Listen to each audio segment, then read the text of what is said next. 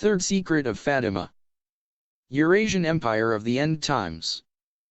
Inspired by his mentors Jean Parvulesco and Raymond Abellio, Duggin's plan for accelerating the end times expands on the priory of Zion aspirations of the reign of Nostradamus' Grand Monarch, to be fulfilled with the consecration of Russia, prophesied in the Third Secret of Fatima. Dugin is now the most prominent exponent of the renewed call for the establishment of a Third Rome as a pretext for reviving Russian hegemony in Eastern Europe and Central Asia, in a new imperial dream known as the Eurasian Union. As to the identity of the coming Kachan, Dugin has no doubts that it is the Roman Empire, the Third Rome, a role to be fulfilled by Russia.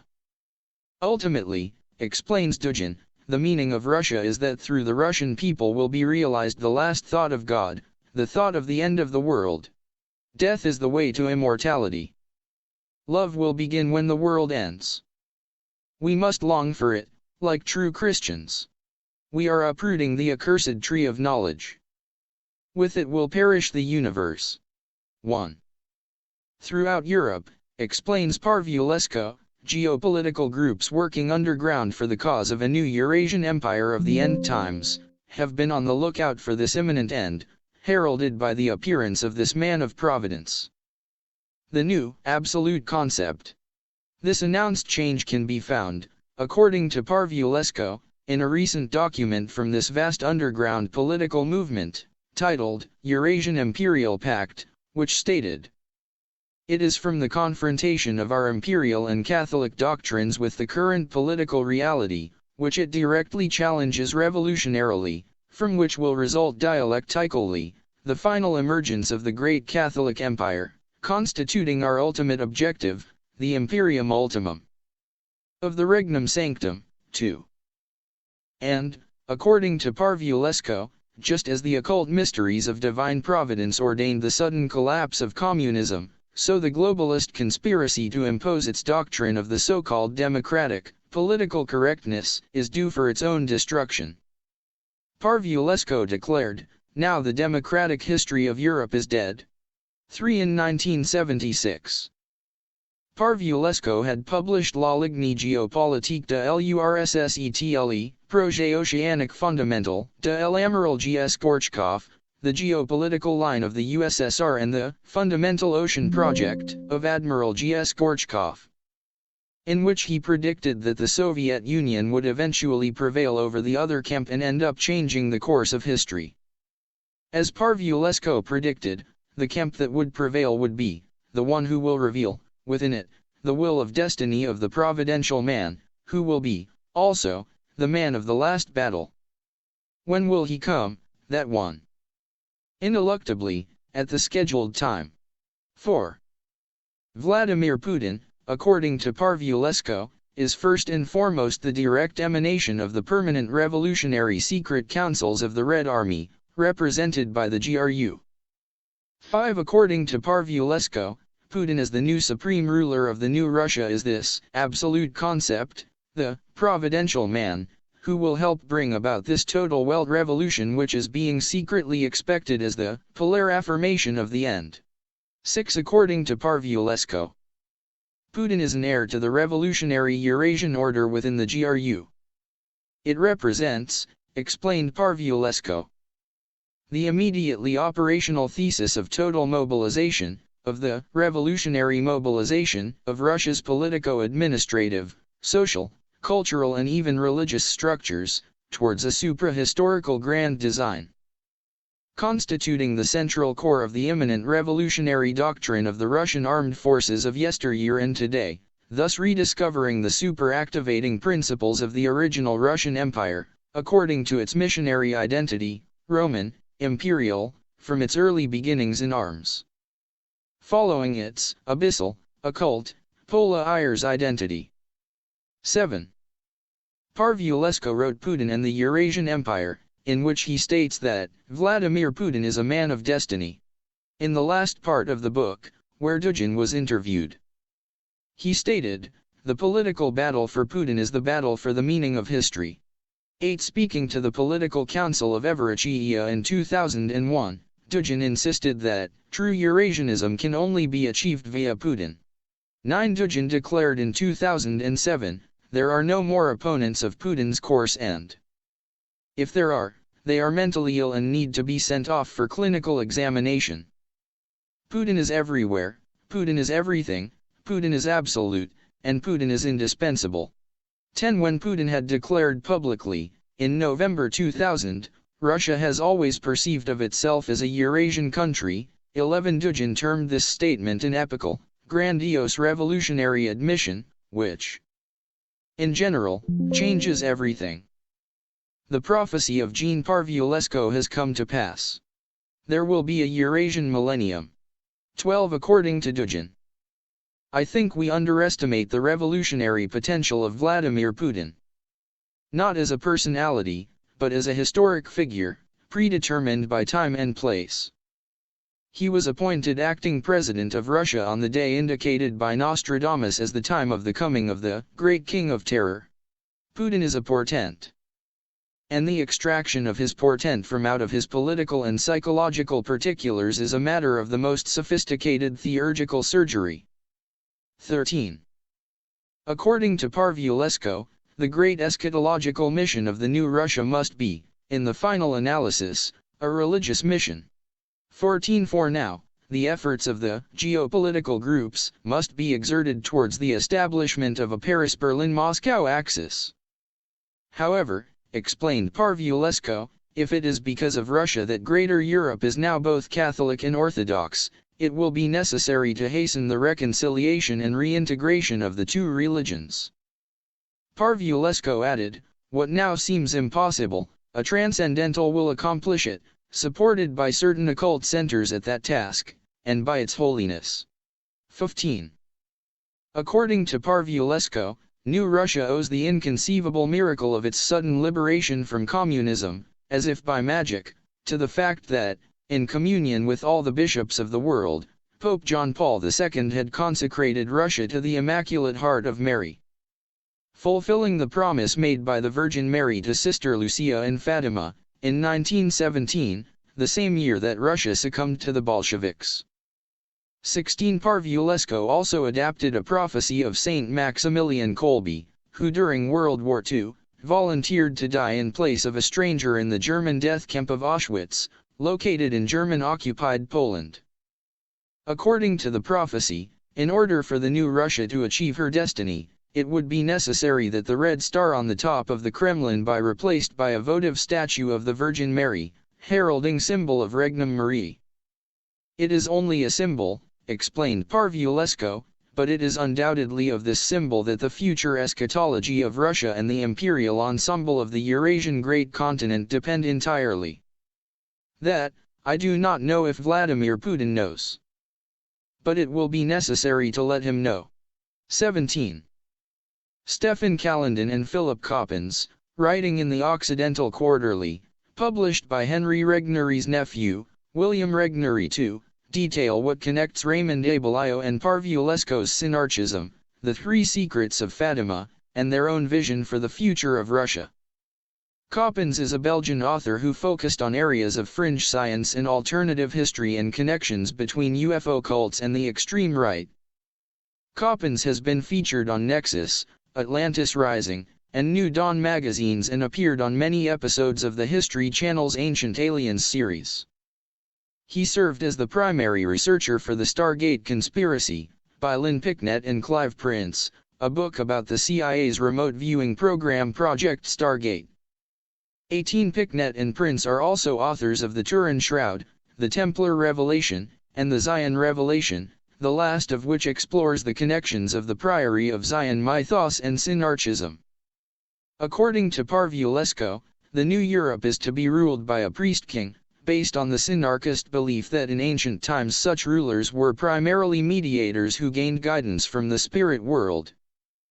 Parviolesco asserts that the beyond is guiding Europe's destiny, whereby the role of European leaders is first and foremost to correctly interpret the spirit messages.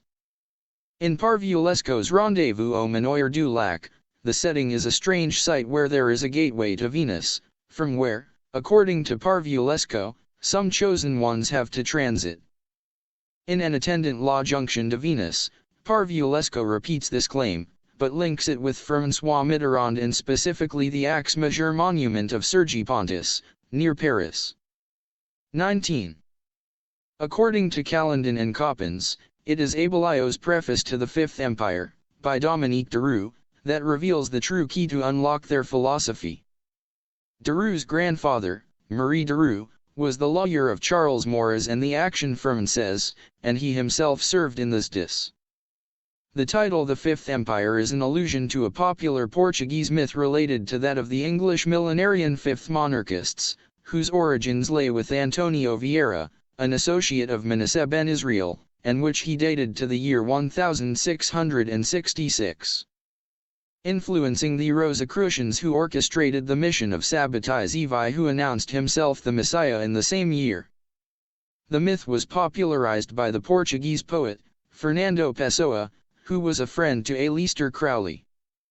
Pessoa, who linked the prophecies to Nostradamus, believed the Fifth Empire, led by the Hidden One, would represent the ultimate form of fusion between material and spiritual knowledge, the occult, mystical speculation and Kabbalah. 20. Abellio and Parviolesco also believed that the coincidences between historical outcomes and the messages of the Marian apparitions pointed to the promise that a new Europe was slowly emerging. As Calendon and Coppens summarize, for esotericists who saw our dimension as being infiltrated by the other plane of existence, the coincidences of the apparitions of the Virgin Mary at Fatima and her clearly political messages, to do with the future of Russia and how it should embrace the Virgin Mary, are part and parcel of how this great Europe was not merely a political ambition, but part of their vision as to how real politicians worked together in league with the denizens of the other world, so as to accomplish the assumption. Hence why Parviolesco held Putin's Russia to be so important. Hence why, no doubt, Abellio tried to make contact with the Soviets to enable this new Europe, which indeed has come about largely under Putin's presidency. 21. Alice Bailey as well, who described Shambhala as the vital center in the planetary consciousness and related it to the second coming of the Christ, also prophesied Russia's special role in ushering in the new era. Out of Russia will emerge that new and magical religion about which I have so often told you. It will be the product of the great and imminent approach which will take place between humanity and the hierarchy.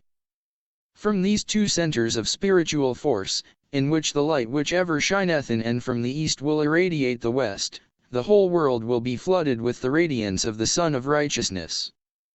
I am not here referring, in connection with Russia, to the imposition of any political ideology, but to the appearance of a great and spiritual religion, which will justify the crucifixion of a great nation and which will demonstrate itself and be focused in a great and spiritual light which will be held aloft by a vital Russian exponent of true religion, that man for whom many Russians have been looking, and who will be the justification of a most ancient prophecy.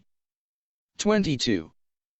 According to Christian Boucher, Eurasia would be the natural evolution from a successful European federation, the stage after the Paris-Berlin-Moscow axis. But it is also, and we should keep it to ourselves, an essential component of our esotericism, Third Rome, the union of the East and the West, and so on.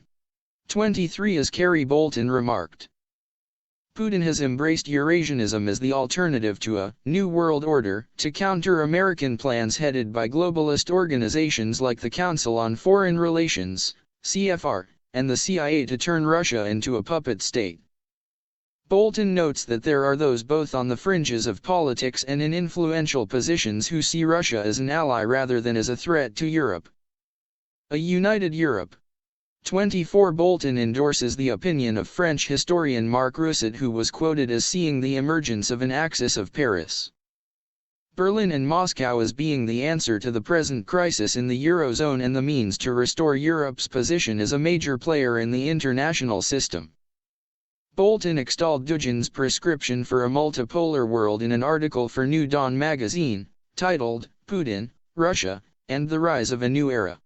New Dawn, which hails itself as the world's most unusual magazine, focuses on New Age topics, alternative medicines, extraterrestrials, and alternative news and views on global trends and world affairs. Their About page features endorsements from Philip K.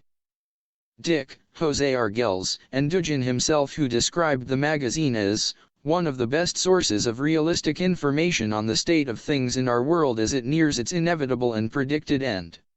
25. Referring to the prophecy of Nostradamus. Bolton notes that a commentator in New Dawn magazine wrote, "The rise of Putin had mystical implications that could impact on the world in an epical way." Putin's inauguration as Prime Minister on August 9, 1999 occurred during the week of the solar eclipse and the planetary alignment of the Grand Cross. A highly auspicious astrological event, traditionally held to be the end of an epoch. 26. Saint John Paul II. In October 1943, when Sister Lucia, who had first witnessed the apparition of the Virgin Mary at Fatima, was seriously ill and there were fears for her life, Dom José pressed her once again, ordering her to finally put the third secret of Fatima into writing. Sister Lucia complied, but sealed her statement into an envelope and insisted it not be opened until 1960 or until after her death, if earlier. As the Cuban Missile Crisis took place in 1962, bringing the world for the first time to the brink of a nuclear showdown, and under John F. Kennedy, a Catholic president, many who believed the promises of Fatima believed that the threat of nuclear war might perhaps be the third secret. 27. Others suspected the third secret pertained specifically to the Catholic Church itself. And, according to some, the prophecy was linked to the predictions of Nostradamus. 28. In Century v. Quatrain 92, Nostradamus foretold, after the seat is held 17 years, 5 will change in the same length of years. Then will one be elected in similar times, to whom the Romans will not much conform. Pope Pius XI, the one prophesied in the second secret of Fatima, held the Holy Seat for exactly 17 years. And, it was during his pontificate that World War II broke out, as was predicted in the secret. Many believe that Pope John Paul II was the one prophesied in the second part of Nostradamus' quatrain, as he was the fifth pope after Pius XI. 29. John Paul I was succeeded by Karol Cardinal Wojtyla of Krakow, named John Paul II, the second longest-serving pope in modern history after Pope Pius IX, who served for nearly 32 years, and the first non-Italian pope since the Dutch Pope Adrian VI in 1523. A key goal of John Paul's papacy was to transform and reposition the Catholic Church. His wish was to place his church at the heart of a new religious alliance that would bring together Jews, Muslims, and Christians in a great religious armada. 30. He upheld the Church's teachings on such matters as artificial contraception and the ordination of women, but also supported the Church's Second Vatican Council and its reforms. As part of his special emphasis on the universal call to holiness, he beatified 1,340 people and canonized 483 saints, more than the combined tally of his predecessors during the preceding 5 centuries. By the time of his death, he had named most of the College of Cardinals, consecrated or co-consecrated a large number of the world's bishops, and ordained many priests. 31. Pope John Paul II was present and very influential at Vatican II, affirming the teachings of that council and did much to implement them, including contributions to 2 of its most historic and influential outputs, the Decree on Religious Freedom, in Latin, Dignitatis Humani, and the Pastoral Constitution on the Church in the Modern World, Gaudium et Spes. 32. John Paul II called the Universal Call to Holiness a central message of José María Escrivá, the founder of Opus Dei, an intrinsic and essential aspect of the Council Father's teaching on the Church. 33. According to John Paul II, with Escrivá's teaching that God comes close to us and we can cooperate with his plan of salvation, it is easier to understand what the Second Vatican Council affirmed. There is no question, then, of the Christian message inhibiting men from building up the world. On the contrary, it is an incentive to do these very things. 34 John Paul II canonized Escriva in 2002, declaring him to be counted among the great witnesses of Christianity. 35. The possible Frankist heritage of John Paul II may be indicated by his very strong Marian emphasis, which due to his influence dominated the direction of the Catholic Church during his papacy. 36 According to Athol Bloomer, Pope John Paul II's phenomenological theology of the body draws from Polish Frankist sources. 37 Yakov Wise, a researcher in Orthodox Jewish history and philosophy, has asserted that although the Pope's father was an ethnic Pole, John Paul's mother Emilia Kaczorowski Emily Katz in English was Jewish and the daughter of Felix Kaczowski, a businessman from Biała-Bielsko in Poland. Katz is a common surname amongst East European Jewish families. Emilia's mother, the Pope's grandmother, was Maria Anna Scholz. Scholz, or Schultz, is also a common surname among Jews, as is Rybaka, or Rybak, which is the surname of the Pope's great-grandmother Zuzana. All the names or their variations appear on gravestones in the Old Biała Jewish Cemetery, as does the surname of Felix's mother Ursula Maklinowska. 38. The B'nai B'rith and other institutions have acknowledged that Wojtyla helped protect many Polish Jews from the Nazis. Wojtyla saved the life of a 14-year-old Jewish refugee girl named Edith Zierer, who had escaped from a Nazi labor camp in Czestochowa. 39 After Stanley Berger, a Jewish boy whose parents died in the Holocaust, was adopted by Christian parents, Wojtyla refused their request to baptize the boy, claiming that the child should be raised in the Jewish faith. In September 2003, Emanuele Pacifici, the head of Italy's Jewish community, proposed that John Paul II receive the medal and honorific of Righteous among the Nations for saving a 2-year-old Jewish boy by giving him to a Gentile Polish family to be hidden in 1942. After the war, this boy's Christian adopted parents asked the future Pope John Paul II to baptize the boy, yet once again he refused. Karol Wojtyla also did everything he could to ensure that the Jewish boy he saved leave Poland to be raised by his Jewish relatives in the United States. 40 Also, what was possibly his only love affair was with a Jewish girl, Ginka Beer. 41. In 1954, Wojtyla earned a doctorate in sacred theology, evaluating the feasibility of a Catholic ethic based on the ethical system of the phenomenology of Max Scheler, which was popular among Catholic intellectuals in Krakow. 42 Scheler was born in Munich, in 1874 to a Lutheran father and an Orthodox Jewish mother. As an adolescent, he turned to Catholicism although he became increasingly non-committal around 1921. After 1921 he disassociated himself in public from Catholicism and the Judeo-Christian God, committing himself to the phenomenology of Edmund Husserl. Thereafter, Scheler moved to Berlin and grew close to Walther Rathenau and Werner Sombart. After his death in 1928, Martin Heidegger affirmed that all philosophers of the century were indebted to Scheler and praised him as the strongest philosophical force in modern Germany, nay, in contemporary Europe and in contemporary philosophy as such. 43.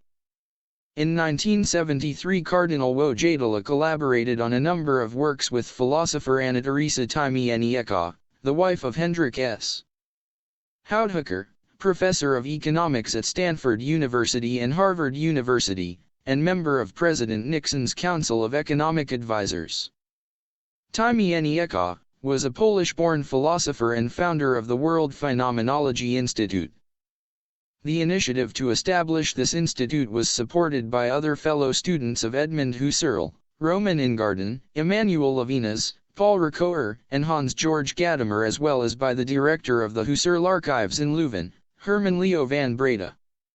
Emanuel Levinas was a French philosopher of Lithuanian Jewish ancestry who is known for his work related to Jewish philosophy, existentialism, ethics, phenomenology, and ontology.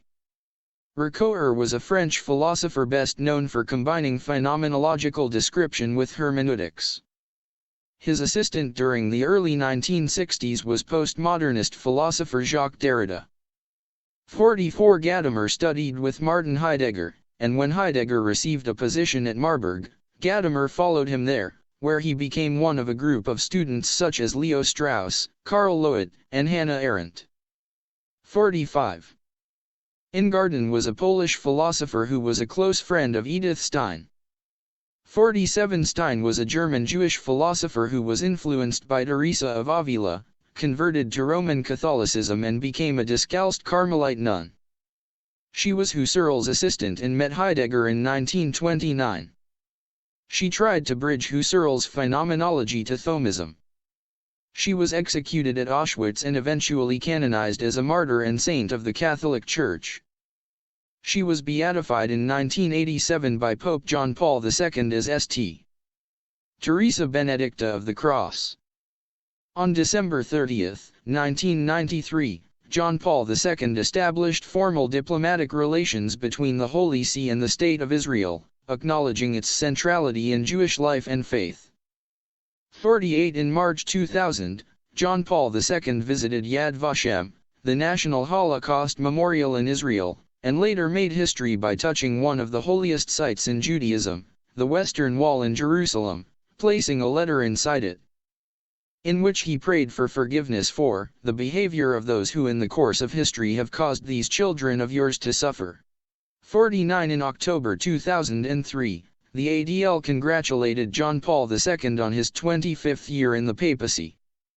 In January 2005, John Paul II became the first pope known to receive a priestly blessing from a rabbi, when rabbis Benjamin Black, Barry Dov Schwartz, and Jack Bimperad visited the pontiff at Clementine Hall in the Apostolic Palace.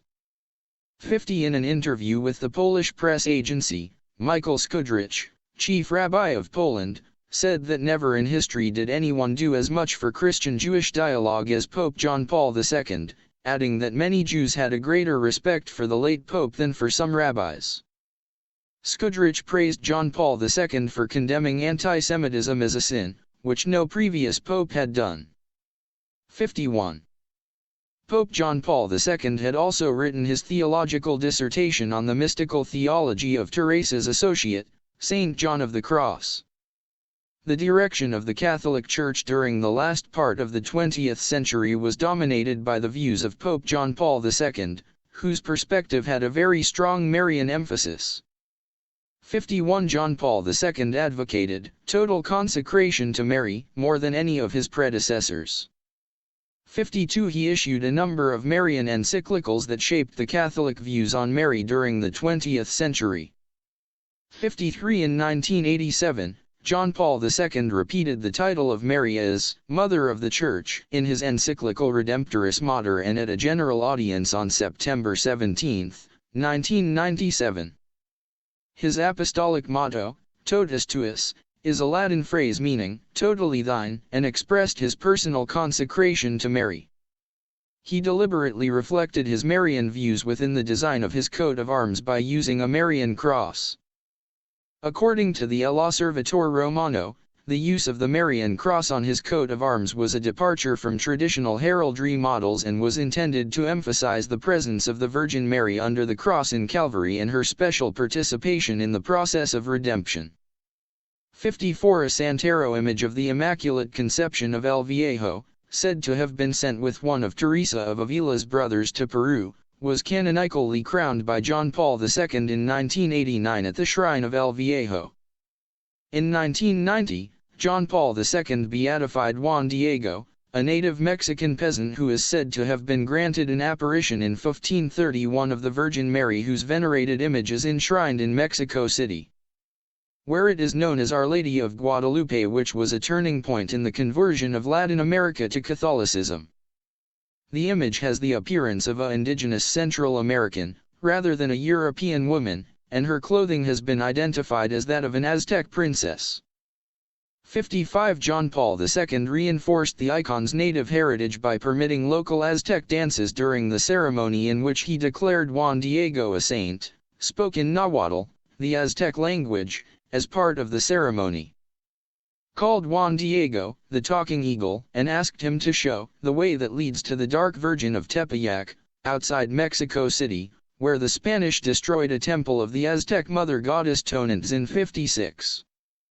Bulgarian connection. As reported by Martin E. Lee, with Polish communists embracing Catholicism and Latin American Catholics embracing communism, the American government and particularly the CIA began to take a much greater interest in Vatican foreign policy.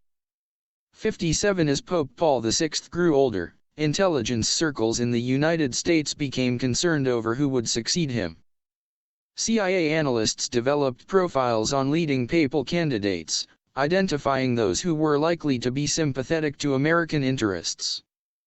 In 1977, Terence Cardinal Cook, the current Grand Protector and spiritual advisor of the Knights of Malta, traveled to Eastern Europe to discuss the matter of choosing a candidate to succeed Pope Paul, and met personally with Cardinal Wojtyla, who was noted for his anti-communist leanings. Cook's efforts showed results the following year when Wojtyla was elected pontiff as John Paul II, following the sudden death of Pope John Paul I. 58. The message of Fatima has strongly interested three popes, Pius XII, Paul VI, and recently John Paul II. 59. In 1960, the Vatican issued a press release stating that it was most probable the secret would remain, forever, under absolute seal. 60. John Paul II explained the justification for the postponement of the secret, because of the seriousness of its contents. In order not to encourage the worldwide power of communism to carry out certain coups, my predecessors in the chair of Peter have diplomatically preferred to withhold its publication. 61. According to one source, when Sister Lucia was asked about the third secret, she said it was in the Gospels and in Revelation, and even specified Revelation 8-13, a range that includes 12:4, the chapter and verse cited by Pope John Paul II in his homily at Fatima on May 13, 2000. 62. The verse states, "And his tail drew the third part of the stars of heaven, and did cast them to the earth, and the dragon stood before the woman which was ready to be delivered, for to devour her child as soon as it was born." This was believed to refer to the spread of communism, which before the collapse of the Soviet Union, was a system adopted by nearly a third of the world's population. 63. The text of the third secret of Our Lady of Fatima was officially released by Pope John Paul II in 2000, although some claim that it was not the entire secret revealed by Lucia, despite repeated assertions from the Vatican to the contrary. It was announced by Cardinal Angelo Sodano, who implied that the secret was about the 20th century persecution of Christians that culminated in the failed Pope John Paul II assassination attempt. Traditionalist Catholics were opposed to the Vatican's refusal to reveal the so-called third secret of Fatima. Fatimists themselves estimate that only about 2% of all Catholics are involved with their movement. A week earlier, on May 2, 1981, Lawrence James Downey hijacked an airplane and demanded that Pope John Paul II make public the third secret. May 13, 1981, the date of the assassination attempt, was the anniversary of the first apparition of the Virgin Mary to the three children of Fatima, something the Pope has always regarded as significant, attributing his survival on that day to her protection. Some doubt the Church's full disclosure of the contents of this secret, believing that it actually predicted the apocalypse. While in prison on remand, the assassin Mehmet Ali Agca was widely reported to have developed an obsession with Fatima, and during the trial claimed that he was the second coming of Jesus and called on the Vatican to release the third secret. Several theories exist concerning Agca's assassination attempt. Among them, by the early 1980s was the Bulgarian connection, proposed by Michael Ledeen, among others, which asserts that the assassination attempt had originated from Moscow and that the KGB had instructed the Bulgarian and East German secret services to carry out the mission. The Bulgarian Secret Service was allegedly instructed by the KGB to assassinate the Pope because of his support for Poland's Solidarity movement, seeing it as one of the most significant threats to Soviet hegemony in Eastern Europe. Ledeen was one of the most vocal proponents of this theory, promoting it on TV and in newspapers all over the world. 64. As related by investigative reporter Lucy Commissar, the assassination attempt by Igsa, a member of the Turkish neo-fascist Grey Wolves, may have been related to Gladio.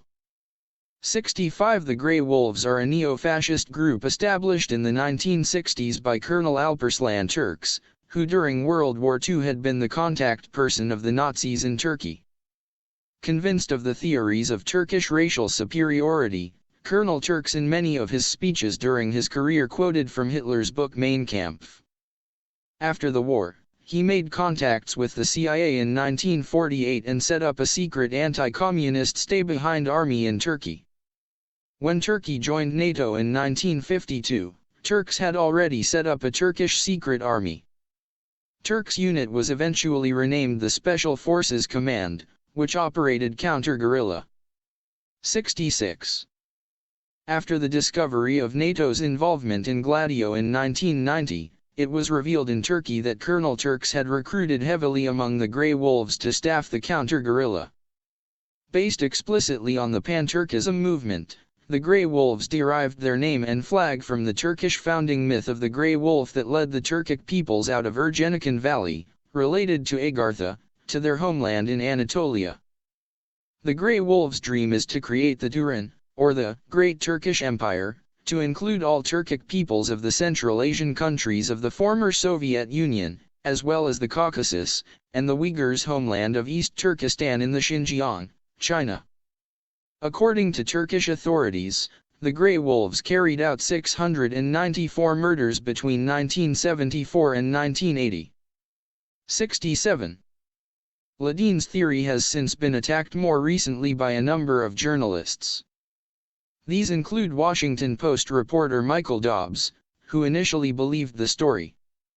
As Craig Unger remarked, with Ronald Reagan newly installed in the White House, the so-called Bulgarian connection made perfect Cold War propaganda. 68. According to Kill the Pope, The Truth About the Assassination Attempt on Pope John Paul II, written by Marco Ansaldo and Yasmin Taskin, who based their claims on 20 years of research. The Bulgarian connection theory was the creation of the CIA. Then Secretary of State Alexander Haig had asked the CIA to pin the blame on the communists, who exploited the fact of the Grey Wolves' connections with Bulgarian organized crime and that Igsa had visited the country. The authors also alleged that Italian secret services, in cooperation with the CIA, forced Igsa to confess to a Bulgarian connection, which he later retracted. 69. As reported by Richard Cottrell, it was LE Circle founder Alexander Demarin Ces, the chief of French intelligence, through his Knights of Malta connections, who instigated the 1981 assassination plot against John Paul II and attempted to frame the Soviet Union, in collaboration with Ted Shackley and Thomas Kleins. 70. According to Paul L.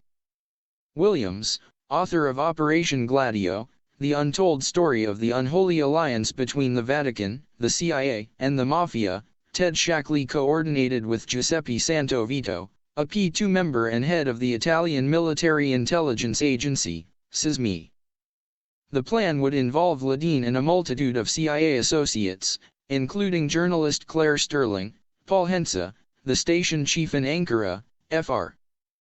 Felix Morlian of the right-wing Pro-Deo movement, Francesco Pacenza, a CIA informant and SISMI official who helped engineer the Bologna bombing, and Frank Turpil, the agent who had been assigned to work with the Gladio-connected Grey Wolves, who were ultimately blamed for the attempt. 71. P2 member Stefano Del Che is said to have come from South America to Miami in 1982, with a leader of the Grey Wolves who was a friend of Igsa. 72. On May 12, 1982, Pope John Paul II survived a second assassination attempt on the occasion of his pilgrimage to Fatima, Portugal. Juan Maria Fernandez Crone, a traditionalist Catholic priest from Spain of the Society of St. Pius X, SSPX, rushed the Pope with a bayonet in an attempt to kill him. According to a story in the May 21, 1982 edition of the Catholic Telegraph, Crone reportedly shouted, "Down with the Pope," and "Down with the Second Vatican Council." 73 A day after the attack, Pope John Paul II visited a shrine to Our Lady of Fatima in Fatima, where he prayed in thanksgiving for surviving the attempt on his life in 1981. Soon after this second assassination attempt, John Paul II decided it was time to properly consecrate Russia. He wrote a letter to all the bishops, including the Orthodox bishops, inviting them to join him in the consecration of the world, including Russia, to the Immaculate Heart of Mary. On March 25, 1984, the Vatican granted consecration to Russia.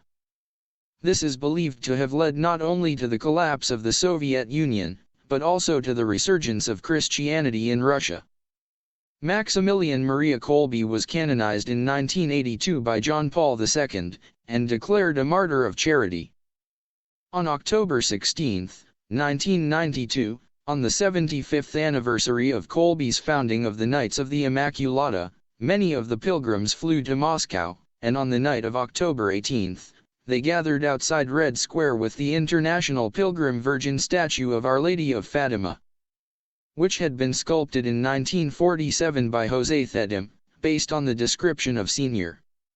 Lucia.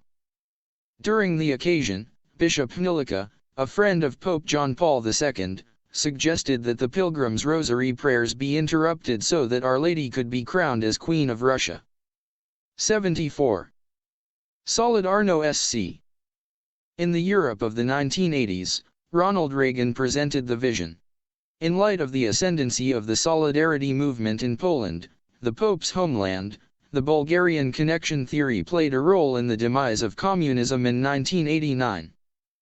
75 According to Lech Walesa, who headed Solidarity, Solidarnosc, and who became the first democratically elected president of Poland, the 1980s were a curious time, a time of realization that a new age was upon us. Now, from the perspective of our time, it is obvious that like the pieces of a global chain of events, Ronald Reagan, John Paul II, Margaret Thatcher and even Mikhail Gorbachev helped bring about this new age in Europe. We at Solidarity like to claim more than a little credit, too, for bringing about the end of the Cold War. Shortly after John Paul II was elected Pope in 1978, Yuri Andropov, who was then the head of the KGB, called the station chief in Warsaw and asked furiously, "How could you have allowed a citizen of a socialist country to be elected Pope?" 76 According to the Pope's biographer George Weigel, Andropov ordered the first chief directorate of the KGB to analyze the potential threat that John Paul II posed. The analysis by Soviet intelligence determined that Wojtyla's election had been backed by a German-American conspiracy led by, among others, Zbigniew Brzezinski, President Carter's national security advisor. Their goal, the document said, was nothing less than the undermining of the communist regime in Poland and the ultimate disintegration of the Soviet Union and its satellites. 77. President Ronald Reagan and John Paul II met in the Vatican Library on June 7, 1982, where they agreed to undertake a covert campaign to assist in the fall of the Soviet Union. According to Richard Allen, Reagan's first national security advisor, this was one of the great secret alliances of all time. 78 Both the Pope and Reagan were convinced that Poland could be broken out of the Soviet influence by destabilizing the Polish government through support to Lech Walesa's Solidarnosc. After the declaration of martial law in 1981, Solidarnosc flourished underground via channels established by priests and American agents and representatives of the AFL-CIO and European labor movements. Money came from CIA funds, the National Endowment for Democracy, secret accounts in the Vatican and Western trade unions. With John Paul II's approval, the Vatican quietly funneled $40 million to Solidarnosc. 79 Among the key agents were Knights of Malta Alexander Haig and William Casey, who regularly stopped in Rome to meet with the Pope. 80. The Pope had also asked leaders of Opus Dei, which had till then kept out of communist countries, to begin operating in Poland. Throughout the 1980s, the CIA also made use of Opus Dei's Milites Christi, Soldiers of Christ, as a primary force in Poland. 81 Opus Dei have gained enormous influence inside the Vatican since they helped install John Paul II. 82 Their courting of John Paul II began when he was still the Archbishop of Krakow. He was asked to speak at Opus Dei colleges and at the group's international headquarters in Rome. In an effort to enhance Wojtyla's image as Papa Bile, an Italian term for a Roman Catholic man, his speeches were printed by Opus Dei in book form and circulated among members of the Vatican hierarchy. When Wojtyla became pope, he returned the favor by elevating Opus Dei to the unique status of a personal prelature. John Paul II has been widely credited with being instrumental in bringing down communism in Central and Eastern Europe, by being the spiritual inspiration behind its downfall. Wałęsa, who became the first post-communist president of Poland, credited John Paul II with giving Poles the courage to demand change. 83 Gorbachev once said, "The collapse of the Iron Curtain would have been impossible without John Paul II." 84 In 2004, U.S. President George W.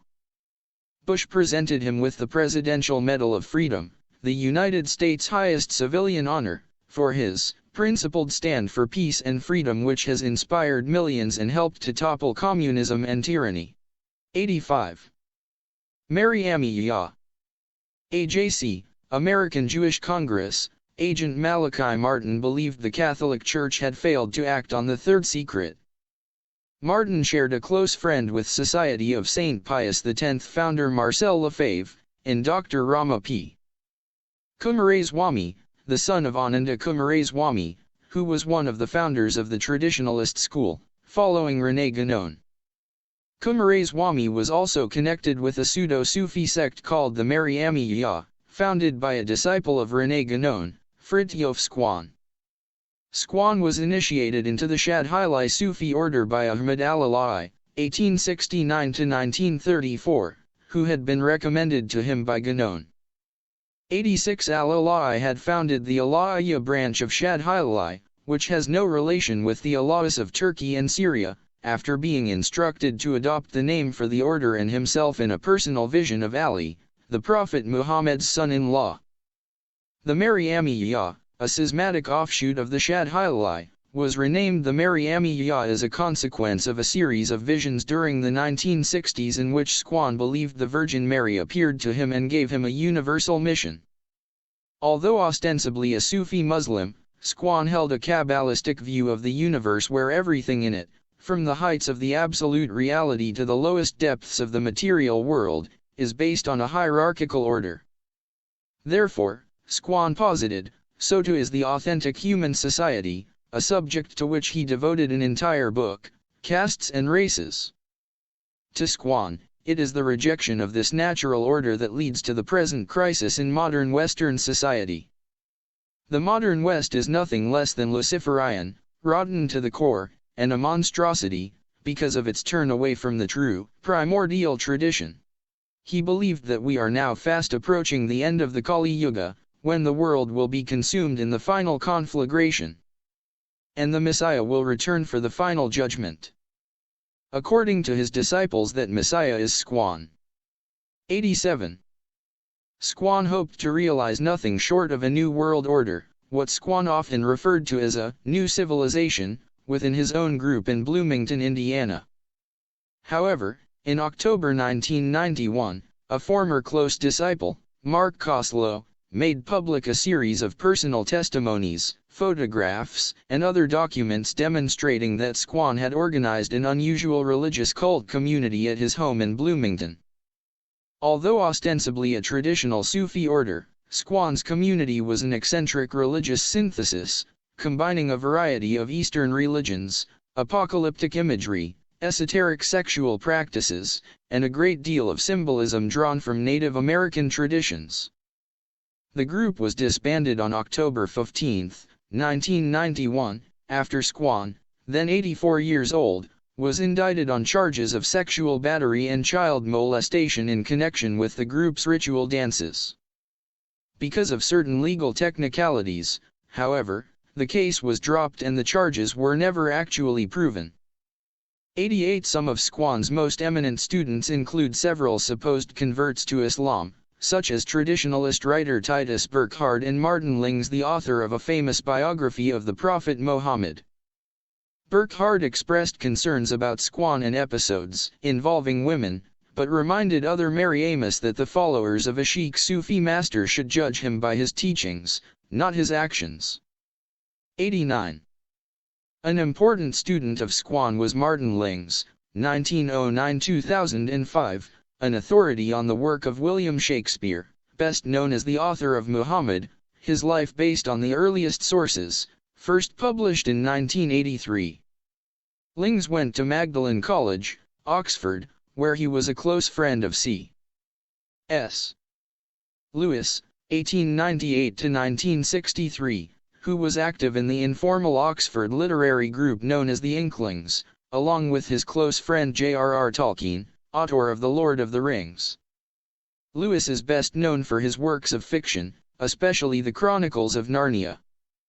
The most important event for Lings while he was at Oxford was his discovery of the writings of René Guénon and those of Frithjof Squan.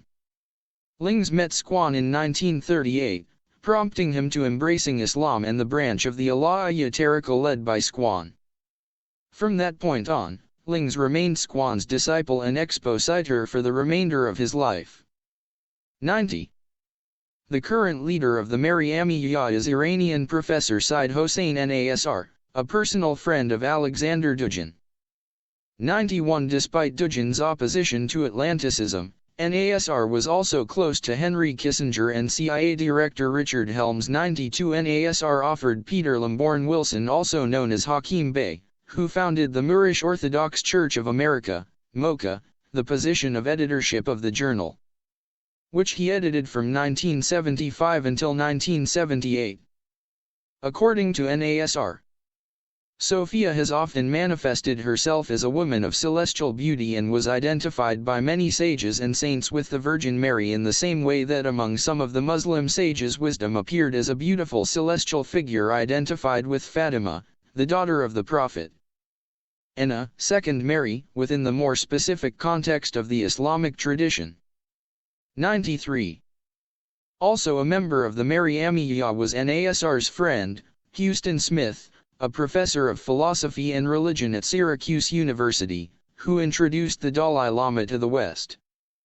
94. Smith was appointed professor of philosophy at the MIT between 1958 and 1973, when he participated in experiments with psychedelics conducted by Timothy Leary and Richard Alpert at Harvard. Smith was also a close friend Joseph Campbell, and also a regular at the Esalen Institute. In 1996, Bill Moyers devoted a 5-part PBS special to Smith's life and work, The Wisdom of Faith with Houston Smith. Smith has produced 3 series for public television: The Religions of Man, The Search for America, and Science and Human Responsibility. In 1976, the traditionalist views of the Mary-Amiyya featured prominently in the World of Islam Festival in London.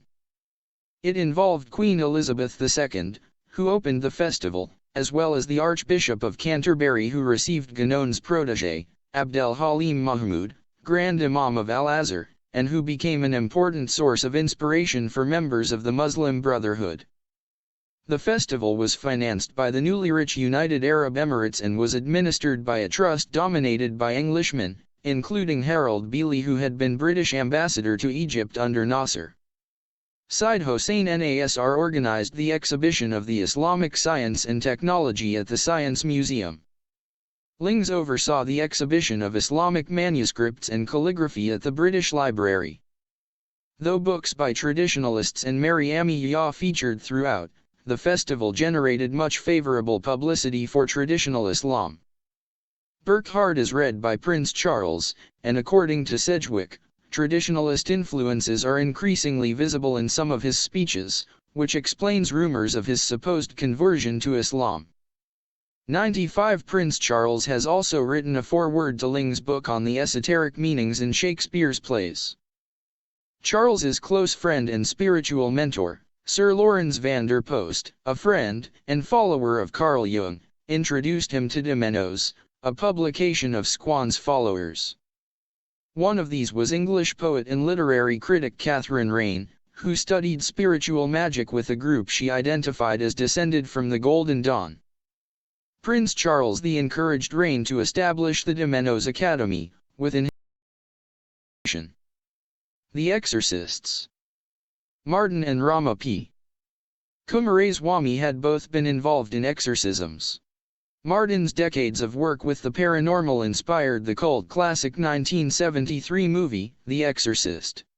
96 Martin had received his first Guggenheim Fellowship in 1967 and a second in 1969, enabling him to write his first of 4 bestsellers. Hostage to the Devil, The Possession and Exorcism of 5 Living Americans, where he references his experiences as an exorcist. According to the book, he assisted in several exorcisms. In 1996, performed thousands of minor exorcisms, and participated in a few hundred major exorcisms during his lifetime. According to Rachel Lysicht, who produced Hostage to the Devil, a Netflix documentary about him, Martin became this iconic person within the paranormal world. 97 He worked with Lorraine Warren, a self-professed clairvoyant.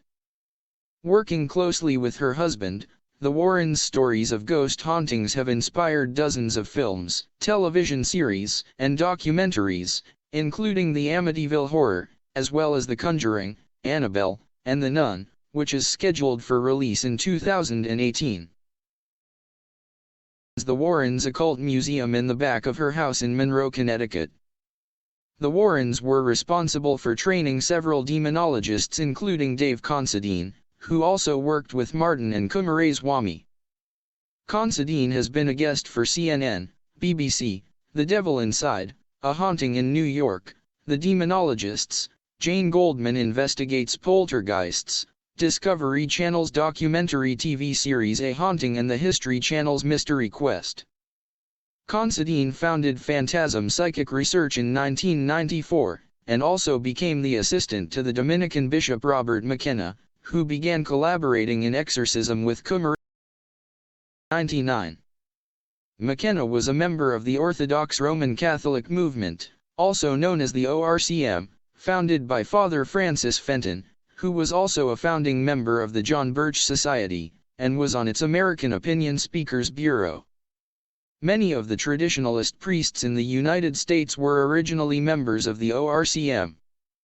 98 Bishop McKenna continued to say Mass at Our Lady of the Rosary, Monroe, Connecticut, before retiring in 2011. McKenna is also known from the Fox TV movie The Haunted, which is about the Smurl haunting, where McKenna conducted 2 exorcisms. As reported in Hostage to former CIA agent Robert Merrow, one of Martin's very close friends, Coomaraswamy invited Martin to exorcise a 4-year-old girl, after which Martin died mysteriously soon afterwards on July 27, 1999.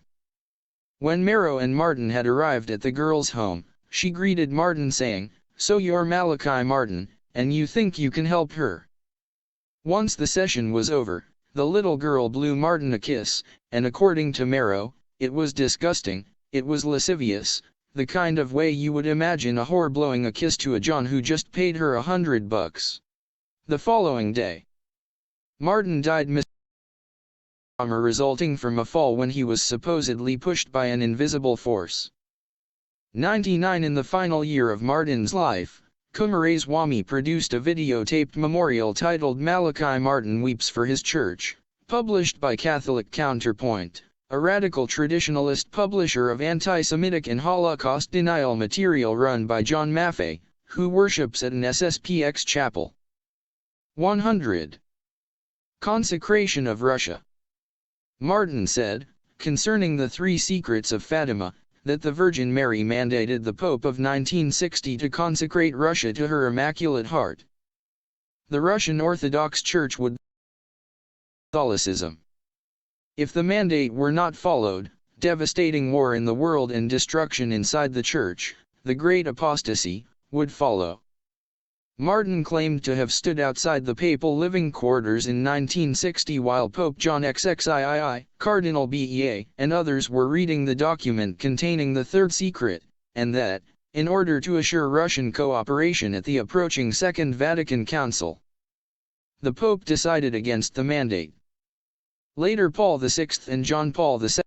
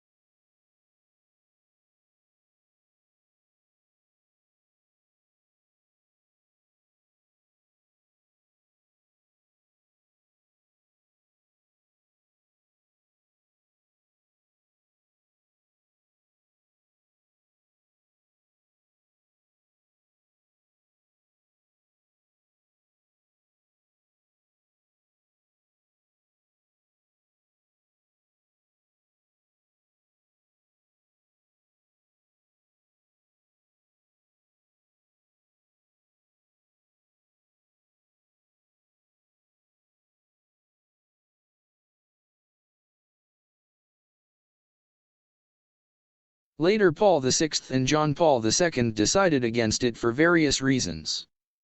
101. In Martin's The Keys of This Blood, the struggle for world dominion between Pope John Paul II, Mikhail Gorbachev, and the capitalist West, before he dies, a pope leaves a secret account of the situation on his desk for the next occupant of the throne of Peter. A thinly veiled reference to John Paul II. Martin describes a global New World Order conspiracy among Vatican insiders and world powers both East and West, fueled by satanic influence and by the failure of John XXIII to act upon the third prophecy of Fatima letter in 1960. Referred to as the Slavic Pope, John Paul II is being maneuvered into resigning so that a successor may be chosen that will fundamentally change Orthodox faith and establish a new world order. Martin's The Keys of This Blood was published in 1990, and was followed in 1996 by Windswept House, a Vatican novel, which alluded to pedophile Satanists inside the Vatican. Martin describes Windswept House as containing real events and real people masked in the form of a novel, a device he refers to as faction.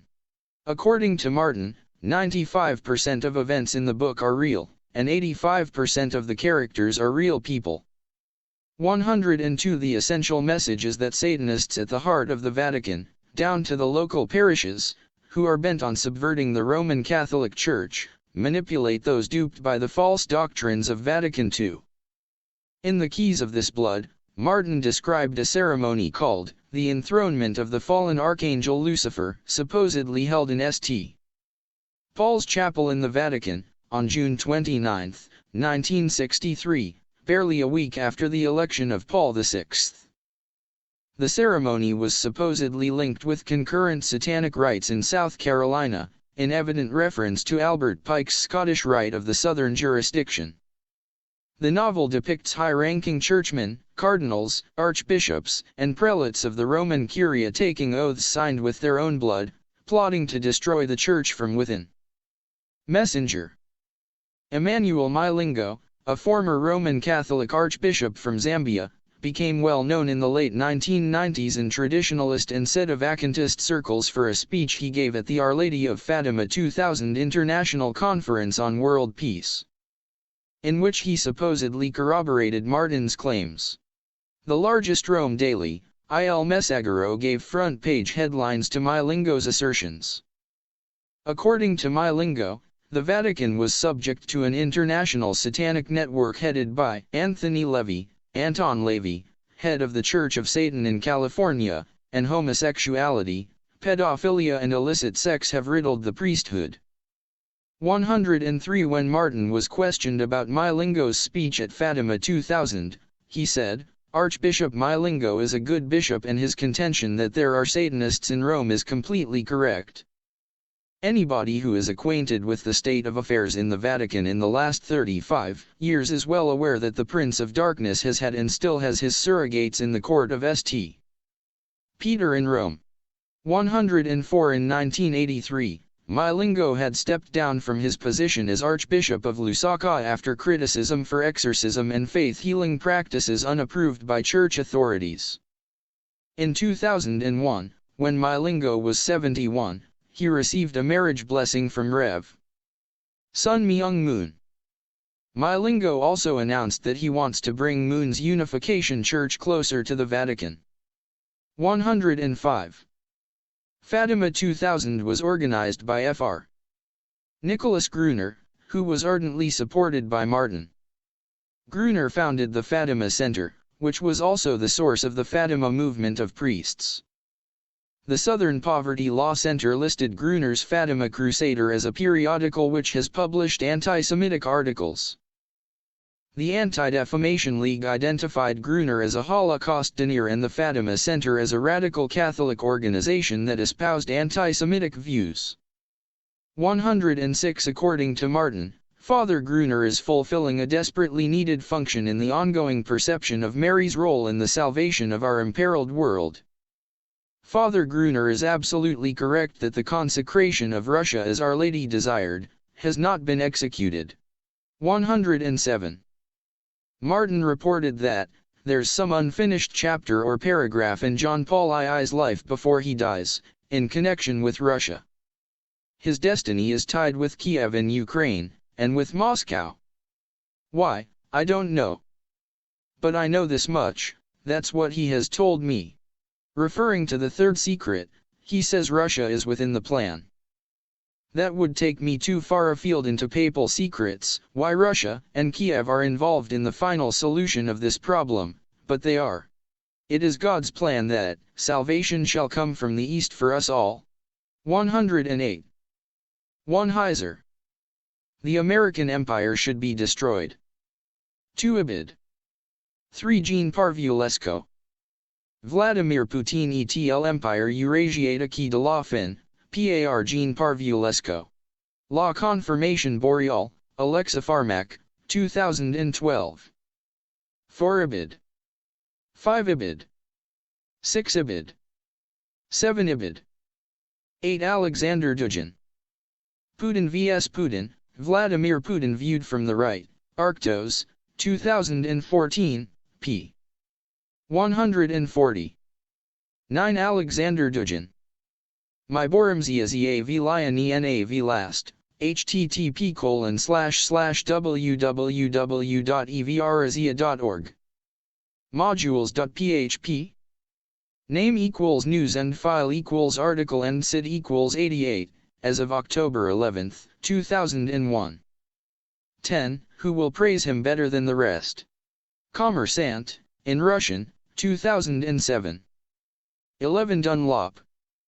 Alexander Dugin's Foundations of Geopolitics. 12 Ibid. 13 Dugin. Putin vs Putin, p. 140. 14 Jean Parvulesco. Vladimir Putin etl Empire Eurasiatique de la fin, par Jean Parvulesco. 15 Ibid. 16 Ibid. 17 Ibid.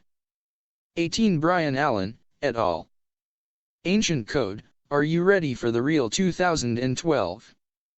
Reality Press, 2009, p. 46. 19 Calendin and Coppens. French Visions for a New Europe. 20 Fernando Pessoa. A Interpretação Inicial dos Cinco Impérios, Bandara, Arquivo Pessoa, in Portuguese. 21 Calendin and Coppens. French Visions for a New Europe. Retrieved from https://counter-currents.com/2011/French-visions-for-a-new-Europe. 22 Mehmet Sabiheddin. The Secret of Eurasia. 23 Kayaz Deformation, École de Cadres Gene Thyroid, Radical Network, Internal Document, September 2004. 24 Kerry Bolton. Putin, Russia, and the Rise of a New Era. New Dawn Special Issue, 7, 6. 25 About New Dawn. Retrieved from https://www.newdawnmagazine.com/about-us. 26 Kerry Bolton. Putin, Russia, and the Rise of a New Era. 27 Episode 8, Fatima's Secret Prophecy. Nostradamus Effect, History Channel, 2009. 28 Ibid. 29 Ibid. 30 Nathaniel I. Endio Quer. Roach's Revolution, Leadership by Example, Trafford Publishing, 2012, p. 65. 31 David M. Cheney. Pope John Paul II, St. Karol Józef Wojtyla, Catholic-hierarchy.org. Retrieved October 31, 2014. 32. His Holiness John Paul II, Biography, Pre-Pontificate. Holy See. Retrieved January 1, 2008. 33. John Paul II. Novo Millennio Inunt. 34. Vatican II, Gaudium et Spes, n. 34. 35. Kenneth L. Woodward. Opus Dei prepares to stand by its man. Newsweek, January 13, 1992. 36. Gerard Mannion. The Vision of John Paul II, Assessing His Thought and Influence, Liturgical Press, 2008, pp. 1 and 62. 37. Athol Bloomer. Jacob Frank and the Zoharist Catholic Chassidim, A Hebrew Catholic Perspective. A Catholic Jew Pontifications. aaronbenjilad.blogspot.ca, September 13, 2006. 38. The Pope was Jewish, says historian. Manchester Evening News, August 29, 2017.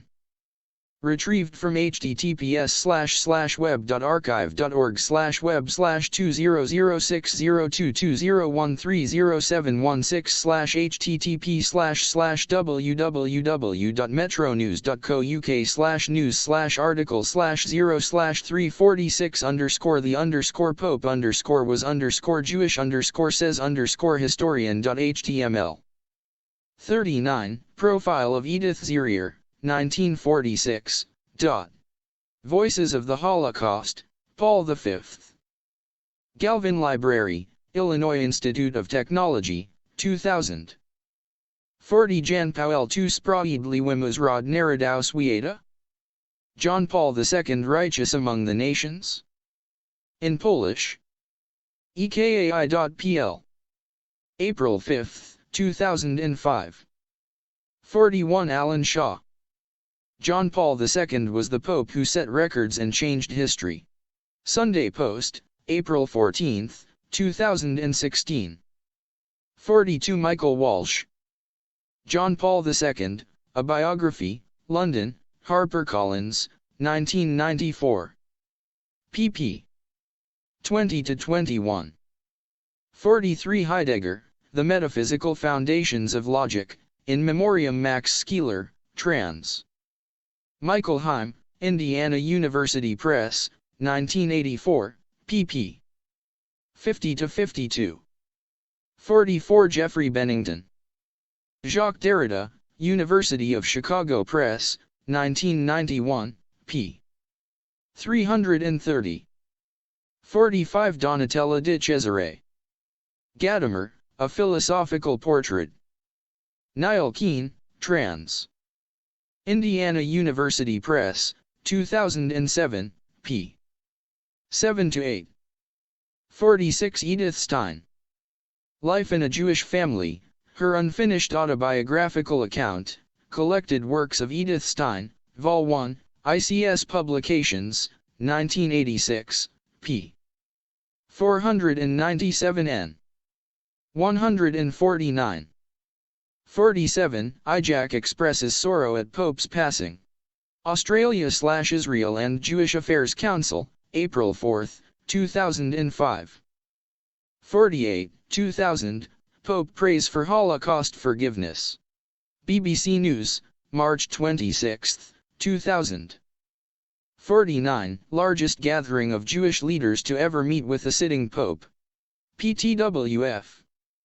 2004 to 2009 Pave the Way Foundation, Inc., April 8, 2009. 50, Ziggy Sonawali JPII Bargi Oin is Rubinow, Jews respect John Paul II more than the rabbis, in Polish. Fact, April 21, 2011. 51 Antoine Nakef. Mary's Pope, John Paul II, Mary, and the Church since Vatican II, Franklin, Wisconsin, Sheet and Ward, 2000, p. 2, Gerard Mannion. The Vision of John Paul II, Assessing His Thought and Influence, Collegeville, Minnesota, Liturgical Press, 2008, pp 1, 62. 52 Mark Miravalle. Introduction to Mary, The Heart of Marian Doctrine and Devotion, Queenship, 1993, pp. 164 to 167. 53 Ibid. 54 El Osservatore Romano, November 9, 1978. 55 Angel Vigil. Mujer del Mes, 1994, p. 16 to 19. 56 Barbara A. Somerville. Empire of the Aztecs, 2009, p. 132. 57 Martin A. Lee. There Will Be Done, Mother Jones, July/August 1983. 58 Ibid. 59 Walter Sampson. Fatima. Covert Action Information Bulletin, Number 27, Spring 1987, p. 47. 60 Frère Michel de la Sainte Trinité. The Whole Truth About Fatima, Volume 3, Buffalo, New York, 1990, pp. 578 to 579. 61 English translation from Daniel J. Lynch. The Call to Total Consecration to the Immaculate Heart of Mary, St. Albans, Vermont, Missions of the Sorrowful and Immaculate Heart of Mary, Pub. 1991, pp. 50 to 51. 62 Frère Michel de la Sainte Trinité. The Whole Truth About Fatima, Volume 3, Buffalo, New York City, 1990. p. 533. 63 Episode 8, Fatima's Secret Prophecy. Nostradamus Effect, History Channel, 2009. 64 The War They Wanted, The Lies They Needed. Craig Unger, Vanity Fair, July 2006. 65 Lucy Commissar. The Assassins of a Pope. Albion Monitor, June 4, 1997. 66 Ganser. NATO's Secret Armies. 67 Albert J. Jungmann. Political Terrorism, A New Guide to Actors, Authors, Concepts, Databases, Theories, and Literature, Routledge, 2017, pp. 674. 68 Craig Unger. The Fall of the House of Bush, The Untold Story of How a Band of True Believers Seized the Executive Branch, Started the Iraq War, and Still Imperils America's Future, New York, Scribner, 2007, p. 408. 69 Matthew Day. CIA tried to frame Bulgaria for John Paul II assassination attempt. Telegraph, April 21, 2011. 70 Richard Cottrell. Gladio, NATO's Dagger at the Heart of Europe, Palm Desert, Cambridge Analytica, Progressive Press, 2012. 71 Paul L. Williams. Operation Gladio, The Untold Story of the Unholy Alliance Between the Vatican, the CIA, and the Mafia, Prometheus Books, 2015. 72 Marshall, Dale Scott and Hunter. The Iran-Contra Connection, p. 70. 73 Throwback Thursday, Pope John Paul II survives second assassination attempt. The Catholic Telegraph, May 12, 2016. 74 Dan Lynch. 24th anniversary of crowning Our Lady as Queen of Russia. Our Lady of Guadalupe. Retrieved from http://www.jkme.com/240h-Our-Lady-as-Queen-of-Russia. 75 Unger. The Fall of the House of Bush, p. 408. 76 David Remnick. John Paul II. The New Yorker, April 11, 2004. 77 Ibid. 78 Carl Bernstein. The Holy Alliance. Time Magazine, June 24, 2001. 79 Martin A. Lee. There Will Be Done, Mother Jones, July/August 1983. 80 Carl Bernstein. The Holy Alliance. 81 Williams. Operation Gladio. 82 Lee. There Will Be Done. 83 John Paul II, A Strong Moral Vision. CNN, February 11, 2005. 84 Joseph Bottom. John Paul the Great.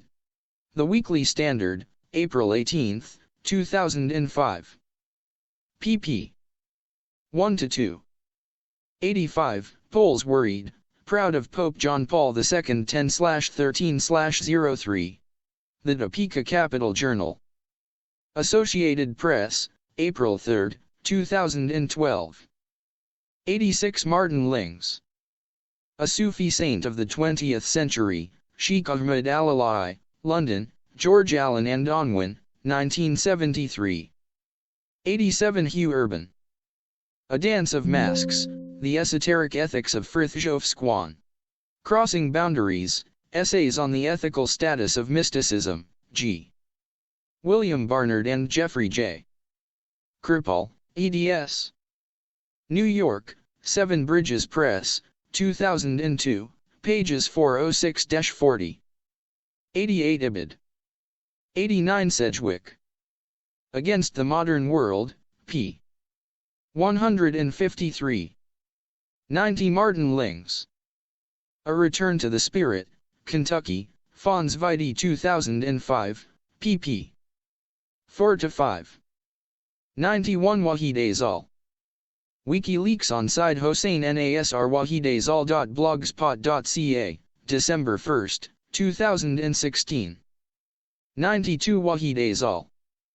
WikiLeaks on Said Hossein Nasr wahidazal.blogspot.ca, December 1, 2016. 93 Said Hossein Nasr. Knowledge and the Sacred, Revisioning Academic Accountability, State University of New York Press, 1989, p. 15. 94 Wahid Azal. Sufism in the Service of Empire, The Case of the Mariamiyya Counterpunch, November 2, 2016. 95 Sedgwick. Against the Modern World, p. 214. 96 Gareth Davies. Catholic priest who inspired The Exorcist died from a fall after a possessed child spoke to him and he was pushed over by an invisible force, CIA agent claims. Daily Mail, January 13, 2017.